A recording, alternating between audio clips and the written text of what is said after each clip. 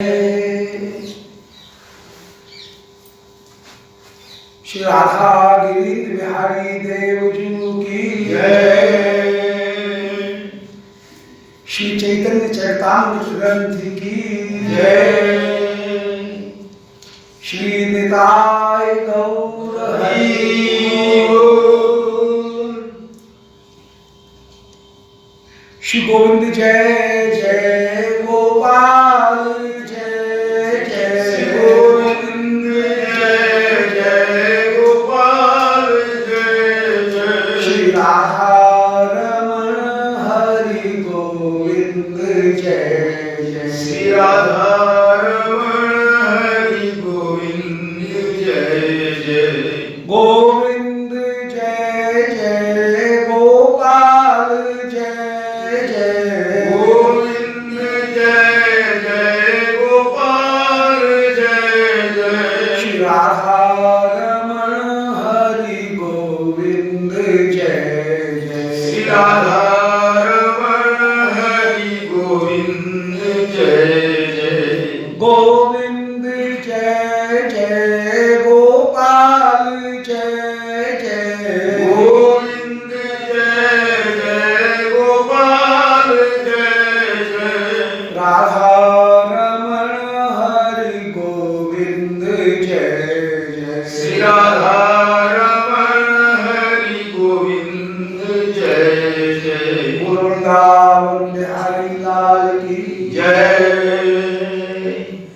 ओम नमो भगवते पुराण पुरुषोत्तमाय। ओम जयति पराशरसु सत्यवती हृदय नंदनो व्यासो यस्यास्ति कमलगल्तम वाग्मयममृतं जगत्पेवती विश्वसर्गसर्गादि नवलक्षण लक्षितं श्रीकृष्णाख्यं परं धाम जगद्धाम नमामि तत् हृदयस्य प्रेरणया प्रवर्तितोऽहं वराकुम्भोगी तस्य हरेः पदकमलं वन्दे श्री चैतन्यदेवस्य वन्देऽहं श्रीगुरुं श्रीयुतपदकमलं श्रीगुरुं वैष्णवांश्च श्रीरूपं साग्रजातं सहगण रघुनाथान्वितं तं सजीवं साद्वैतं सावधूतं परिजनसहितं श्रीकृष्ण चैतन्यदेवं श्रीराधाकृष्णपादान् सहगण ललिता श्री विशाखान्वितांश्च नारायणं नमस्कृत्य नरं चैव नरोत्तमं देवीं सरस्वतीं व्यासं ततो जयन्तीरे।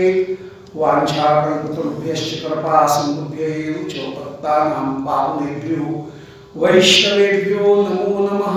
हे श्री सनातन प्रभो करुणाम्बुराशे हे रूप दुर्गत जनैक दयावलोको हे भट्टयुग्म सुमते रघुनाथ दासो श्री जीव में कुरुमंदमते दयान्द्रा। बोलो श्री वृंदावन बिहारी लाल की जय।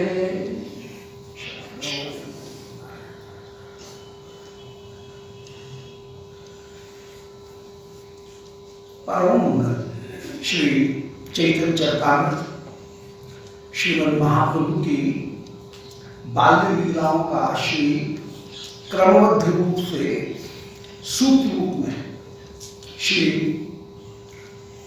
चैतन्य चरितामृत में 14वीं परिच्छेद 41वां पैरा। वहां श्री कविराज गोस्वामी बाद कृष्णदास कविराज गोस्वामी जी इस लीला का गायन कर रहे हैं।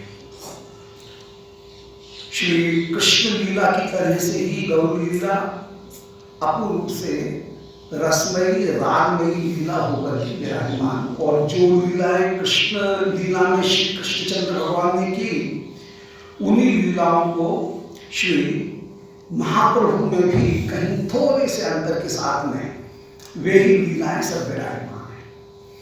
अब उलाहने लीला का वर्णन यहाँ पर कर रहे हैं। श्री कृष्णचंद्र भी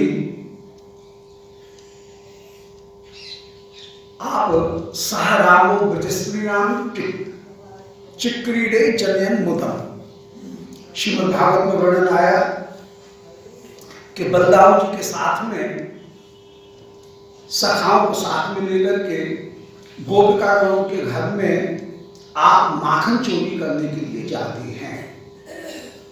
उसका नाम चोरी नहीं है। ईश्वर होकर के चोरी करें, बोले चोरी नहीं है। चोरी का स्वरूप लक्षण है कि किसी दूसरे की वस्तु को बिना उसकी अनुमति के लिया जाए। और चोरी का तटस्थ लक्षण है कि जिसकी एक पैसे की भी चीज भी जाती है, खोती है, उसको दुख होता है। यहां पर स्वरूप लक्षण और तटस्थ लक्षण दोनों ही ब्रज लीला में नहीं है।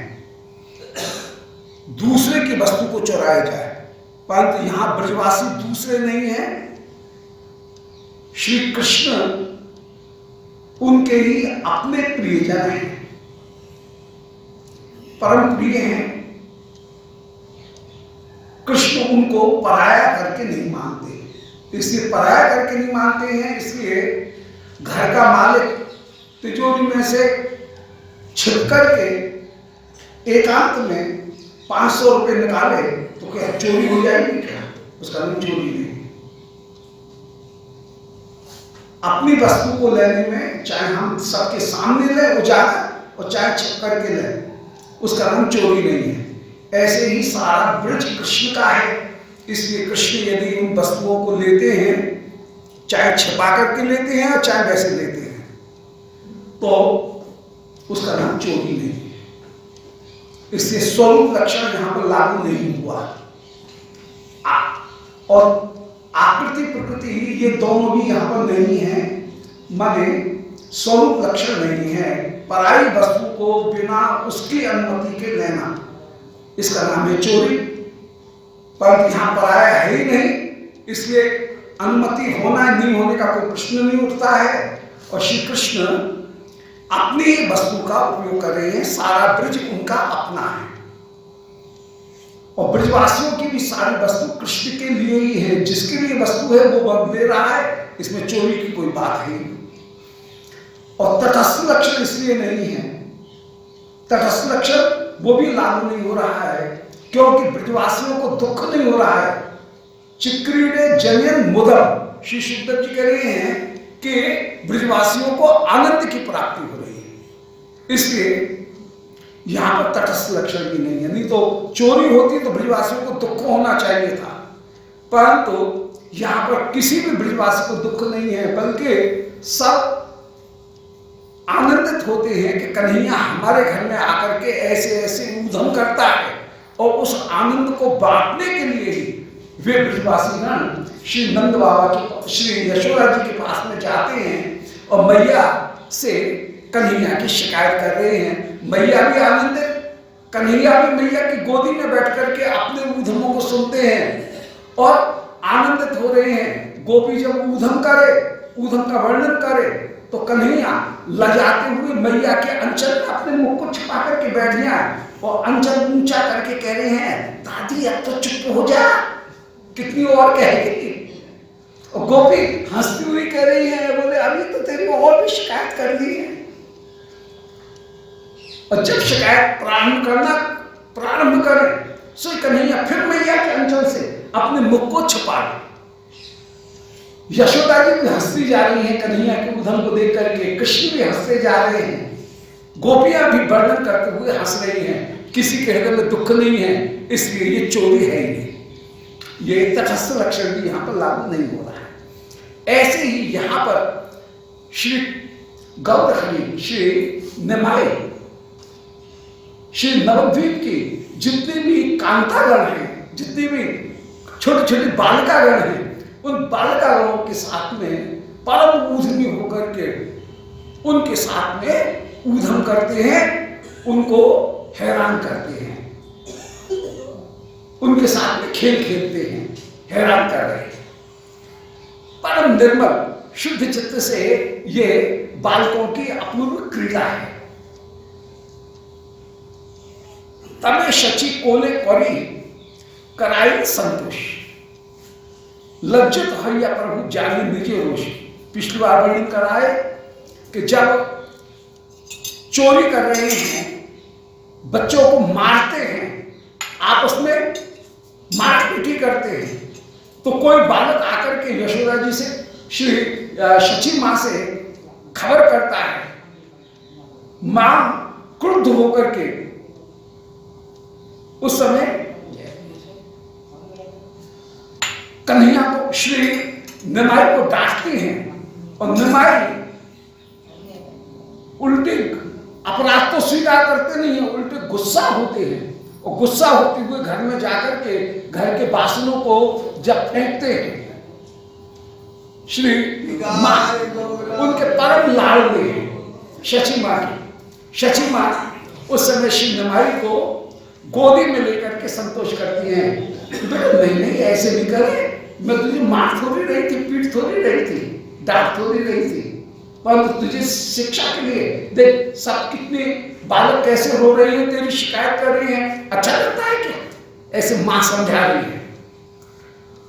श्री महाप्रभु कभी तो लज्जित हो जाए और कभी मचलते हुए मां को ही हल्के हाथ से पीटे, यहां संकोच नहीं है, मां को भी हल्के हाथ से, मृदु हाथ से जिसमें पीटते हैं तो कभू मृदु हस्ते कई माता के ताड़न, माता के मूर्छिता देख कर क्रंदा।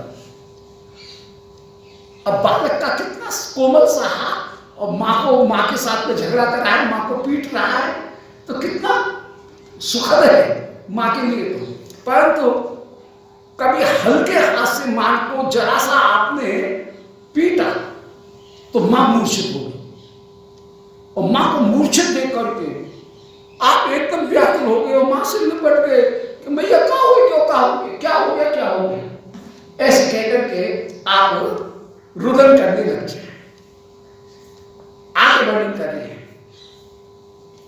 नारी गौण कहे नारी केल देही आन। कभी कोई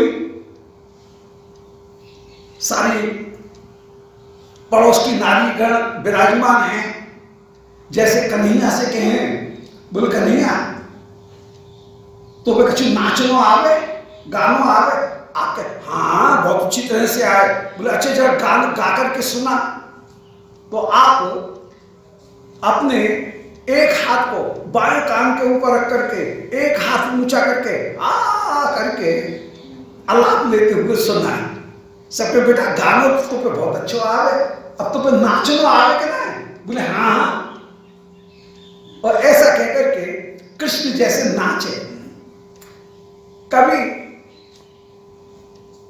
क्वचित विभर्ति आज्ञप्तः पीठकोन्माद पादुकम। श्री सुखदेव जी वर्णन कर रहे हैं श्री कृष्ण लीला में कि श्री तुंगी जी, पीवरी जी, यशोदा जी की जो जेठानी है वे आई। श्री यशोदा भंडार संभाल रही है और अपनी जेठानी पीवरी जी को आता हुआ देख करके, उपनंद गोप की पत्नी है, तुरंत अपने हाथ के काम को छोड़ करके उठ के खड़ी हो जाए, उठ करके जेठानी के पायन लगे प्रणाम कर रही है, कह रही बेटा ताई जी आई, जल्दी से दंडोत करो। और आप भी जो दौड़ करके जाते हैं और ताई जी दंडोत ऐसे कहकर के श्री पीवरी जी उनके चरणाबिंद में प्रणाम कर रहे हैं। और श्री पीवरी माथे के ऊपर खूब हिलाते हुए हाथ रख रही है, बेटा खूब चिड़चिड़ है, खूब चिड़चिड़ है। यशोदा जी कहें बेटा ताई जी आई, इनके लिए पीढ़ा लेकर के आना। श्री पीवरी कह रही है बेटा मुंह पे धरती में ना बैठो जाए, घंटू दुख है, बड़ी बूढ़ा शरीर है, धरती में नहीं बैठो।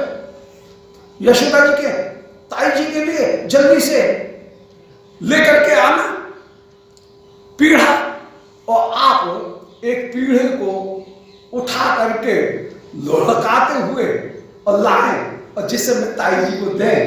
श्री पीवरी वहां पर विराजमान हो, कन्हैया को खूब आशीर्वाद दे, बेटा खूब चिरंजीव रहे, खूब प्रसन्न रहो, खूब हयाली उम्र हो, खूब दूधन हाव पूतन फल, खूब बड़े हो, खूब आशीर्वाद दे। तो क्वचित विभर्ति आज्ञप्तः पीठ का, कभी आज्ञा प्राप्त करके पीठ का को ग्रहण करे। कभी उन्मान, कोई गोपी भंडार संभाल रही है कन्हैया की परीक्षा करना चाहें, कन्हैया से कह रही हैं कि बेटा ये पसेरी नाप उठा के दीजो, पसेरी उठा ले वो। आप क्या? हाँ हाँ उठा लूंगा। और ऐसा कहकर के दोनों हाथ से पसेरी का जो माप है उसको उठा करके लाए और ले करके और धम्म देसी जिसमें गोपी के आगे रखें, गोपी बड़ी प्रसन्न हो जाए। बेटा तुम्हें दम आए तो रही, देखो उठाए तो लिया, खूब प्रसन्न रहो, खूब प्रसन्न रहो, ऐसे आशीर्वाद है। पीठक उन्मान, नापने का जो पात्र है उसको कभी उठा करके दें कि बेटा घड़ी घड़ी उठो बैठो ना आ जाए, एक एक चीज की तरह कब तक उठूं कब तक बैठूं, जब उठा के दीजिए। और आप उन्मान लेकर के गोपी को प्रदान करें। कभी पादुकम, श्री ब्रजराज नंद यमुना जी स्नान करके आए हैं, यशोदा जी कहें बेटा देख बाबा है, जल्दी से दौड़ियो पादुका लेके जा। और आप बाबा की पादुका माथे के ऊपर रख करके और जाए बाबा के चरणारविंद में ले जाकर के पादुका जो रखें, बाबा माथे के ऊपर हाथ रखें, चिरंजीव खूब प्रसन्न रहो, प्रसन्न रहो। तो कभी पादुका उठा करके दें, कभी उन्मान, कभी पीढ़ा, इनको उठा करके दें। और विभिन्न प्रकार से गायन कर रही हैं।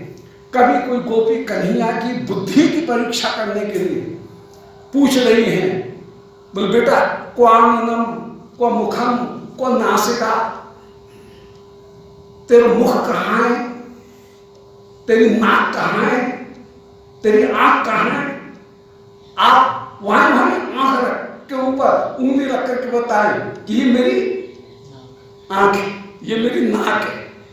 बोले बेटा तेरी ठोड़ी कौन सी है, आप ठोड़ी के ऊपर हाथ रख करके दिखाएं। बोले हाँ बेटा पहचाने तो है, तेरी तुम्हें बुद्धि तो आ रही है, अब सीख तो रहे हो। ऐसे जैसे क्रिया कर, ऐसे ही यहां पर श्री निमाई भी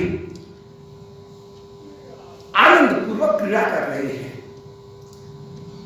पहचान करने के लिए। और जब ज्यादा ऊधम कर रहे हैं तो कन्हैया को, श्री निमाई को दूर सरकाने के लिए कोई गोपी के, कोई नारी कह रही है पड़ोस की कि बेटा जा बाजार से नारियल, बगल के पेड़ से नारियल लेकर के आ। जान रही है कि नारियल देखे कैसे लाए, ऊंचा नारियल है कैसे लाए। परंतु श्री गौरहरि जाते हैं और जाकर के मैं गए और इतनी देर में लौट के चले आए।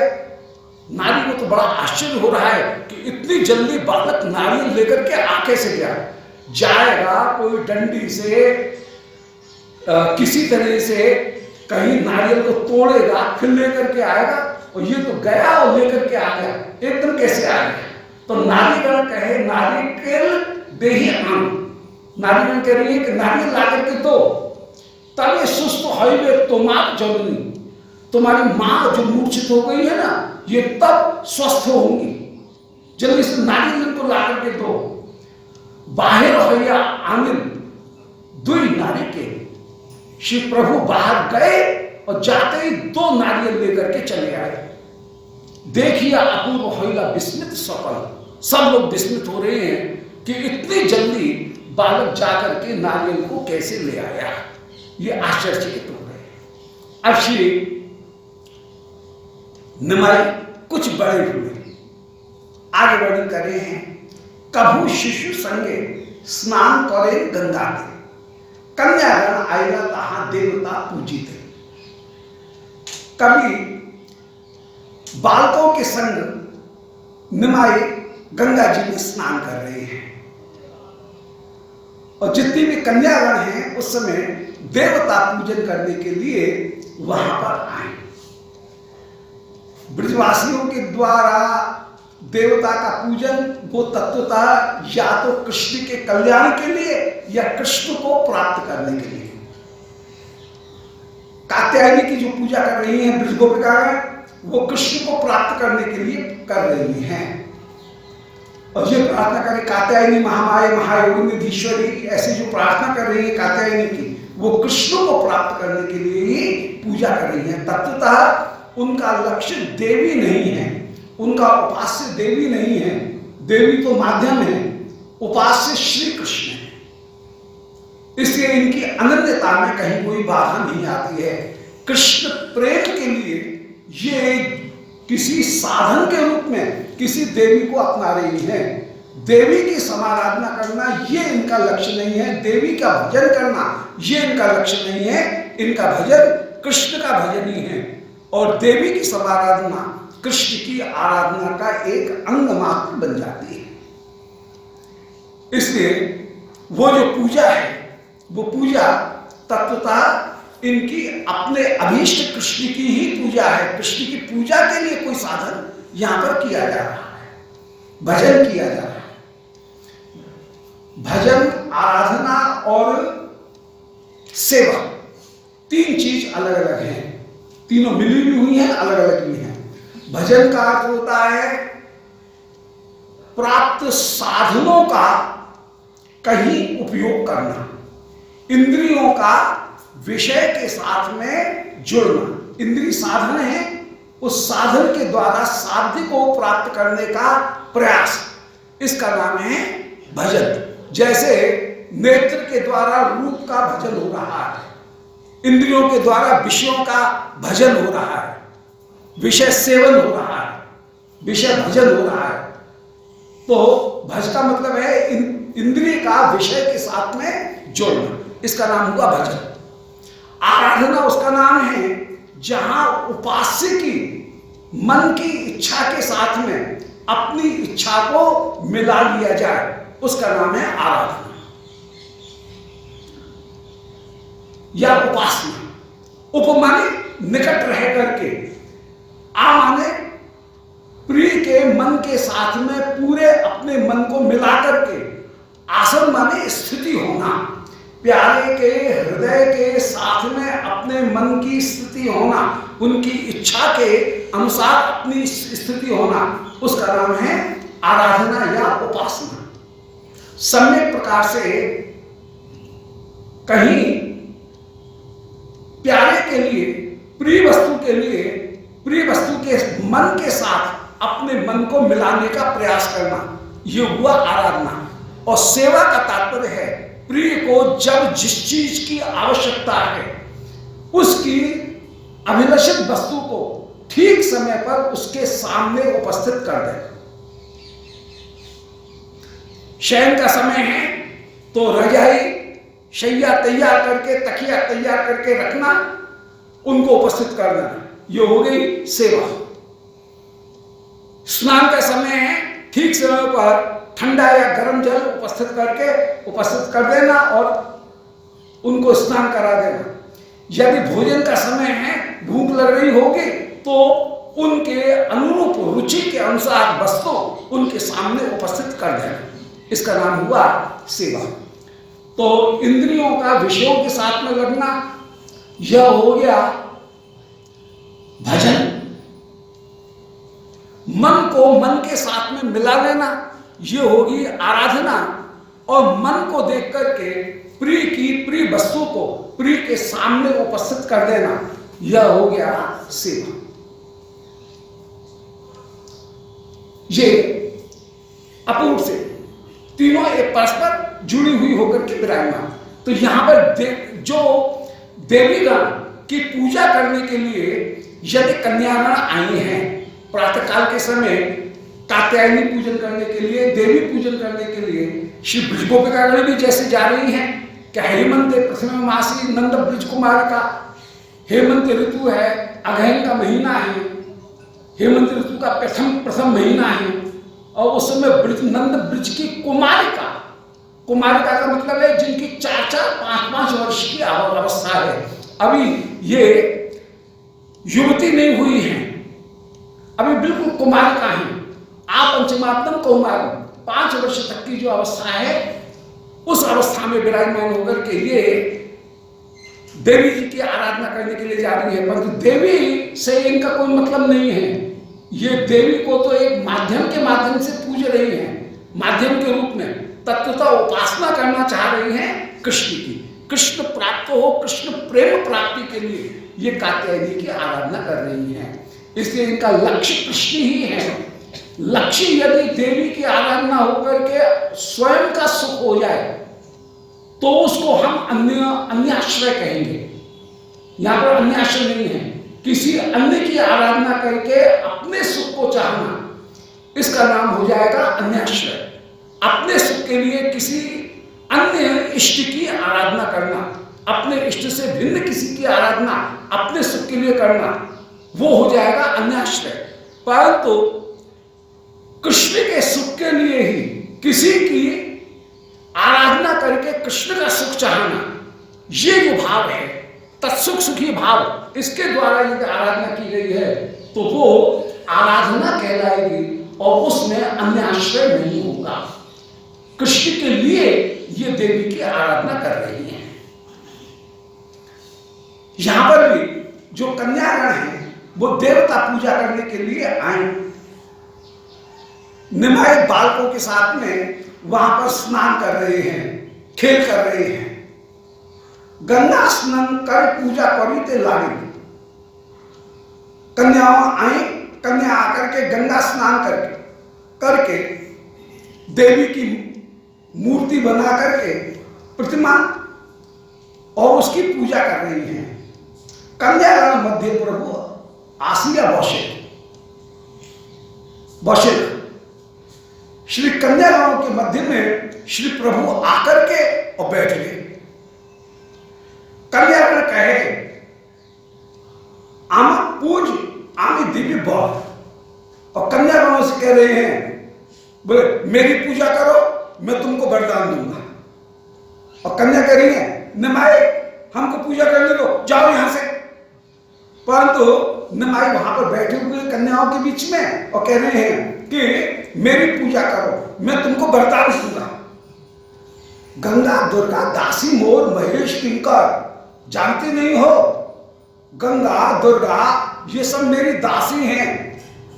महेश शिव मेरे किंकर होकर के, सेवक होकर के विराजमान हैं।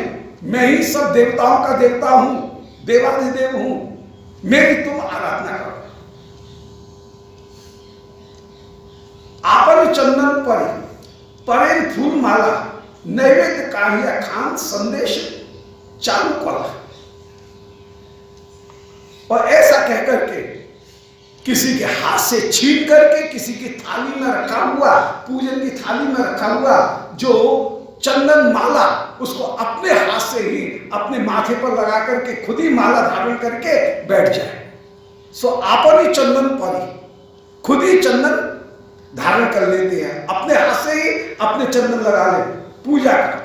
पर फूल माला जो है उनको उनके हाथ से या थाली में से छीन करके स्वयं पहन ले। और नैवेद्य काढ़िया, थाली में जो नैवेद्य रखा हुआ है उसको निकाल करके खान संदेश चालू कर, केला चावल संदेश जो कुछ भी सामग्री रखी है उसको खा जाए, छीन छीन करके खाने लगे। क्रोध होकर के नहीं नहीं नहीं नहीं कह करके छनाती हुई कन्यागण से कह रही है। क्रोधे कन्यागण बोले सुनो भाई निमाय, बोले निमाय मेरी बात सुन। ग्राम संबंधी तुम्हें आमा सभा पर भाई, गांव के संबंध से तुम हमारे भाई लगते हो, तुमको बहन के काम में बाधा डालनी चाहिए। ऐसे हमारे तो कार्य को तुमको संभालने में सहायक होकर के विराजमान होना चाहिए, परंतु तुम भाई होकर के गांव के संबंध से तुम भाई हुए, फिर तुम हमारे साथ में हमारे कार्य में, हमारे देवी के पूजन के कार्य में ऐसा अनुचित कार्य करते हो, देवी के नैवेद्य को स्वयं खा जाओ, ये अच्छा लगता है क्या? तुमको अपराध से जरा भी भय नहीं है? वहां पर गंगा दुर्गा मेरी दासी है, महेश मेरे भाई हैं, मेरे किंकर हैं, मैं स्वामी हूं। यदि मैं खा जाऊं इस नैवेद्य को तो मुझे कोई दोष लगेगा क्या? सेवक की चीज तो स्वामी के लिए ही है, इसलिए मैं खाऊंगा।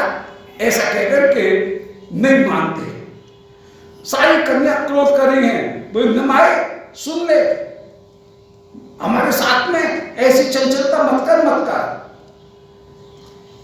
ग्राम संबंधित तुम्हें आमा सभार भाई, आमा सभार पक्षी यहां कवित न योचा है। हमारे साथ में ऐसा करना तुम्हारे लिए उचित नहीं है। ना लह देवता सच ना कर अन्याय। देवता की जो सामग्री है, देवता के लिए जो सामग्री लाए हैं, उस नैवेद्य को तुमको नहीं लेना चाहिए। ना कर अन्याय, ये उचित नहीं है।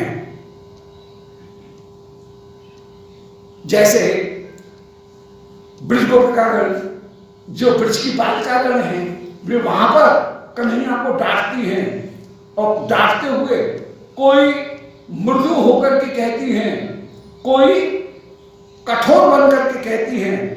तो कभी सात्विक भाव धारण करके समझाती हुई, कभी राजस भाव से नीति जो है उनको अपनाती हुई, कभी तामस भाव के द्वारा आंख दिखा करके कह रही हैं कि श्याम सुंदर ऐसा मत करो, ते दास्य कर्वाम तबोदितम देव आसान से धर्मज्ञो नोचेत राज्य प्रभाव है।